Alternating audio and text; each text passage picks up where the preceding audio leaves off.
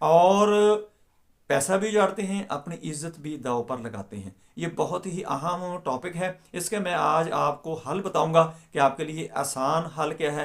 कि आप मोहब्बत की शादी करना चाहते हैं, मोहब्बत हासिल करना चाहते हैं, मोहब्बत के बगैर आप रह नहीं सकते, तो आपको क्या करना चाहिए। आप इसका हल क्या है, कौन सा वजीफ़ा करें कि वो आपके कदमों में आकर गिर जाए, वो आपके पीछे पीछे फिरे। वो आप मोहब्बत करते हैं उससे, वो आपसे मोहब्बत नहीं करता। इसका इलाज क्या है, इसका हल क्या है। आज मैं आपको बताता हूँ कि आपने इसका हल क्या करना है। मैं हूँ डॉक्टर हाफिज अब्दुल सर अंजम। आप देख रहे हैं रुकैया कुरानी डॉक्टर हाफिज यूट्यूब चैनल। मेरा आज का जो मौजू है वो है लव लव मैरिज, मोहब्बत की शादी, उसके बगैर हम रह नहीं सकते।